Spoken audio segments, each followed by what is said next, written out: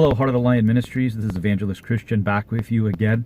I'm excited to share some exciting and important information. Not too early, but not really late either. I'd rather share this with you now so you have time to prepare, to pray, and make your decisions to either look into this or don't, because that's really what a preacher does. Is no one can make the decision for you. You have to make the decision whether it's first coming to Christ or walking in some type of new revelation or information. And the information I want to share with you today that is really exciting, and hopefully I might be sharing something new with a lot of you. For some of you, it may not be new, but what people don't know and don't understand is Hanukkah. Some people spell it with an H, some with a CH. I believe the CH might be more proper. I use H. I'm still looking more into that. Point of the matter is Hanukkah, what's known as Hanukkah, is really the feast of what we would consider in the Bible, the Feast of Lights and Feast of Dedications. Most people believe and think that Hanukkah is only traditional and is not in the scriptures, or was only in the book of Maccabees, which the Catholic Bible is most popular having. You've heard me said before, there are some things the Catholic Church and even other religions might strike right, and then a lot of else is not right and not good. However, I've read some of the book of Maccabees. I haven't read it exactly recently. I've just, read the scriptures and stick to that. But I have read it a long time ago. I just haven't read it like as of today. I am reading some other literature I would suggest with you, which is a great compliment, which I'll mention here in a couple minutes. But point of the matter, what I want to say is Christmas is not in the Bible. And I understand the connotation of that. I don't celebrate Christmas anymore. I don't celebrate a lot of the holidays that I would consider pagan. Not that we're not trying to do the right thing. We've all done that, including myself. I have rejected them because as I've done my study, along with the Christianity that exists today and our holidays, it is very obvious that actually most of the Christianity we see today in the United States, along with our holidays, are a marriage of paganism, occultism, and Christianity sold back to us under the guise of Christianity. With that being said, what I really want to share with you, once again, is Hanukkah is actually biblical in the Bible. And this year it actually runs, the 22nd to the 30th of December. It strikes a hammer, an X, right over Christmas this year. So it's something you might want to ponder, might think about. You might reject it. It's up to you. I don't practice those practices anymore. You've probably known my stance if you know me. If you don't, you will find out and know the truth if you want to know it as you go digging in the scriptures, in the Old Testament, and the things that we're called to do and not to do, specifically the first 5 books, the Pentateuch. What is that? Genesis, Exodus, Leviticus, Deuteronomy, and what's the 5th one? Let me see. I got my Bible right here. What's the 5th one after Deuteronomy? Deuteronomy. Hold on. Genesis. Leviticus. I forgot that one. I believe Genesis. Let me see. We're going to count together here. Exodus. I forgot Exodus. So Genesis, Exodus, Leviticus, and let's see. Numbers and Deuteronomy. That's the 5th one, actually. Those are the first 5. Anyhow, so I would suggest studying all of those, and you'll come into your conclusion. The reason why I don't observe them is because in reality, no matter what it is, whether it's the tree that God said or Satan said, the tree of life or the tree of good and knowledge of good and evil, or the tree of life, or it's a certain thing he said, especially a day, if Satan is the author of it, you're worshiping him, even if you're unaware of it. Remember, Satan has always sold the truth back to us with the truth, what appears to be the truth, but is really a lie. It's twisted. And that's what a lot of these holidays are, from, New Year's, January, Christmas, Easter, Valentine's Day, especially Halloween, so forth. And I don't really think Thanksgiving, some will disagree with me. I have to do a little further research on Thanksgiving. Personally, I see that more of a neutral thing and just being thankful. I understand where some people will side on observing that also. I get it. I just don't really see it as clear as the rest. But we'll see. This year I'm going to, there's nothing wrong. As of right now, I don't feel there's anything wrong necessarily with that one.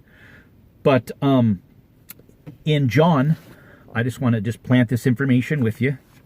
John chapter 10, verse 22.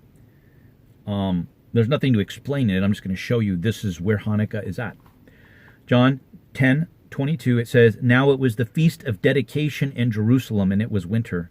And Jesus walked in the temple in Solomon's porch. Then the Jews surrounded him and said to him, 'How long do you keep us in doubt? If you are the Christ, tell us plainly.'" By the way, the rest of that chapter is excellent in confirming the deity of Christ as well. So he's evangelizing in the temple with the Feast of Dedication, which is also known as the Feast of Lights, because that is the time of Hanukkah where it is classically known and understood that the one day of oil that they had lasted 8 days for the rededication of the temple. It took place after, I believe, one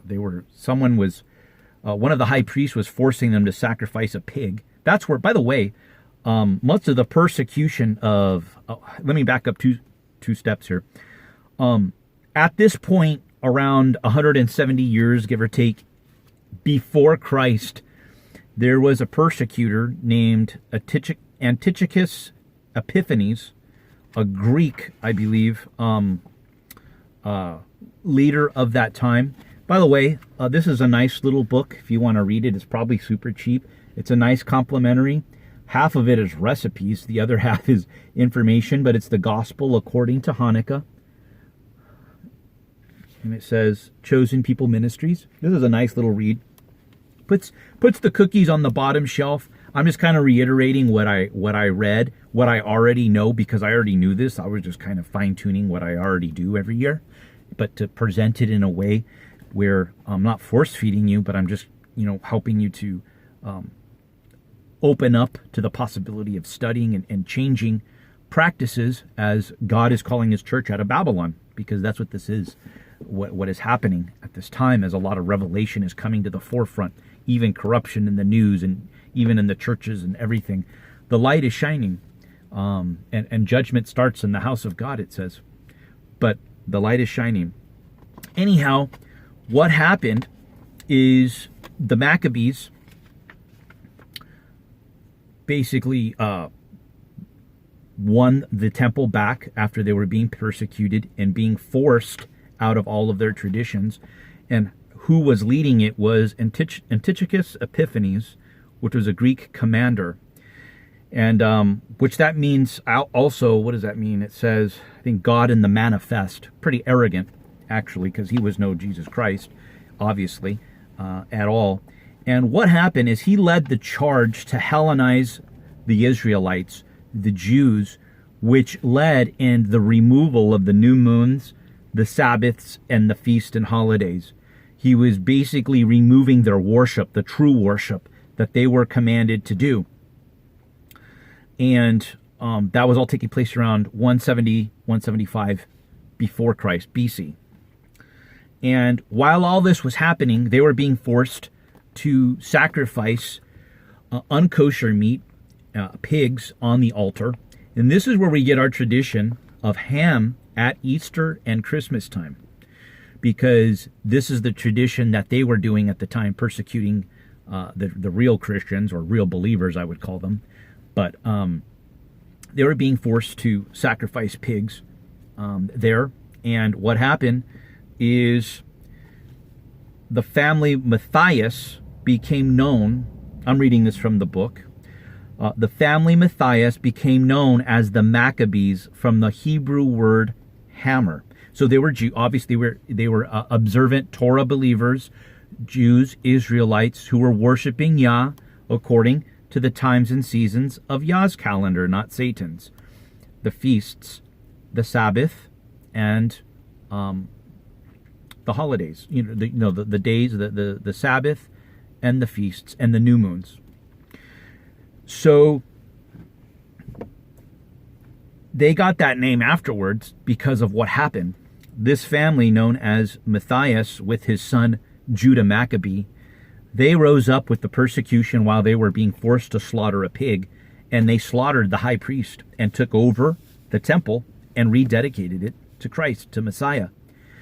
And that's where the miracle of lights comes into play, that the oil that was supposed to be only a day's worth of burning, supply, lasted 8 days, which it was a miracle. Just like the miracle of Elisha, I believe Elisha with the S, Elisha and the widow, the oil that didn't run dry to pay all of her debts. Same concept. The oil, it was a miracle, didn't run dry.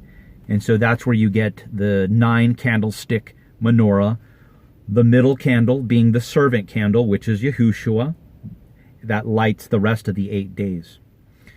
So that is the biblical observance, I will call it. It's not the one, I don't believe, it's not one of the originals in Leviticus to keep the feasts, but it is biblical, and it is something that Christ, it appears like he was observing, and it is in the scriptures.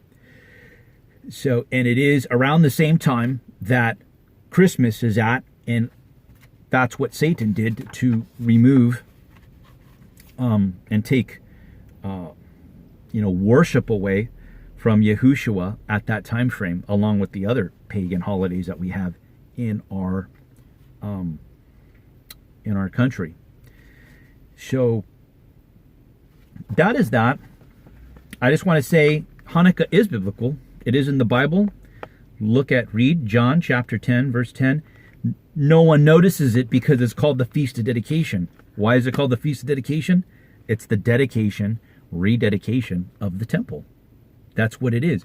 We're celebrating. It's actually a lot bigger and more important than we really understand, because the persecution, if you do your history and reading, as this states and other readings state, the persecution was so fierce that they were on the verge of annihilation as a race. Here, once again, in the Maccabean time and revolt, where they won and took the temple back, they were on the verge of annihilation, meaning Satan was trying to crush and stomp out any possibility of the prophetic word coming to pass that the Messiah would be born of a Virgin Mary in the Hebrew Israelite Jewish bloodline.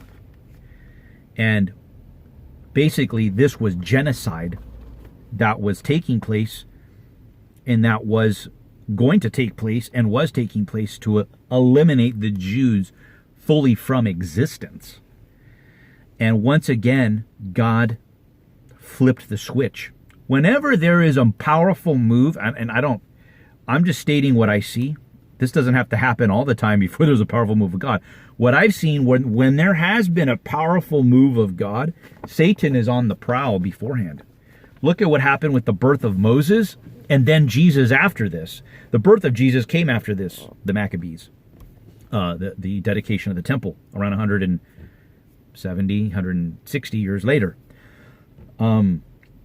Whenever something powerful is about to happen, Satan goes on a wholesale slaughter to eliminate that possible, because he doesn't care. He's about death now because he's dying, he's dead, he's gone, and he wants people to suffer the same fate as him one day in the burning lake of sulfur and fire and hell in between, as we're waiting to get to that point.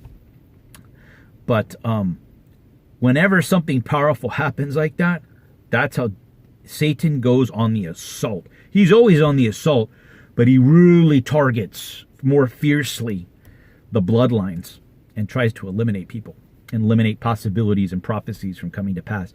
He was trying to do the same thing with the whole Hebrew nation, just not a tribe. This took place around that 170-year mark before Christ. Remember, this is a quiet time. God hasn't really moved much, so he's actually reminding them again, like, hey, I'm here. don't worry. Things are coming to pass. Things are going to happen. But Hanukkah is biblical. I'd like to challenge you. Maybe that's a tradition you want to eventually, with enough revelation and understanding, replace Christmas, which is very, very pagan. I don't want to get into all that. I can do another video on just what Christmas is. Maybe one day, I don't know. But I believe as I just present this information to you, you're going to get out there and start to do your research, because in the day of information, Satan doesn't like being exposed. We have a lot of parallel, this is right, opposites. And so we're at a time right now. It's very exciting time, but we're at a time right now you really can't afford not to discern correctly. And this is why Satan's trying to confuse everything and everybody at one time and create division. That's his tactic. Smoke screen, division, so you don't know what's going on, so you can't discern, so he could destroy you, and then he could just continue to do wickedness. I suggest getting real and raw with Christ, putting off all sin, putting off motives. You are not your own. He bought you with the high price. He ransomed you with himself. So ask him what the truth is. Put off the pagan holidays and practices. Substitute. You're not going to go to hell. It's not evil if you don't substitute Hanukkah with it, but I would definitely not celebrate pagan celebrations like Christmas, though we put Christ's name on it, and the rest of them. As you do your research, Yahuwah will lead you into the right revelation and to the right truth. And I can't force you to believe anything. I can just place the thought, plant the seed that, hey, look into this understanding. If you love him, you're going to want to do what's right and what's true and obey his commands and commandments and come out of Babylon like the book of Revelation says. Hanukkah is biblical. John chapter 10, verse, 22, 23? 22, 23. Like I always say, read the whole thing. Read the whole chapter. And it's really, it's not really about the presents. I think the gift thing in traditional Hanukkah with the Jews is there's always man-made stuff. I don't really do that. It's just really a holy convocation. Get the lights, get your Bible, give thanks that God preserved that bloodline just like he did with Pharaoh in Egypt. He saved them from slavery and possible annihilation. He did it again with the Maccabees, and he's doing it again today in our lives individually, and he continued to do so. And that's what that is. It's giving him praise and thanks for preservation and saving the Jewish nation and preserving and winning back the temple so the proper sacrifices could take place, and they no longer had to be forced into desecrating the temple and profane worship. I hope that blessed you. Until next time, Yah bless you in your family. Take care.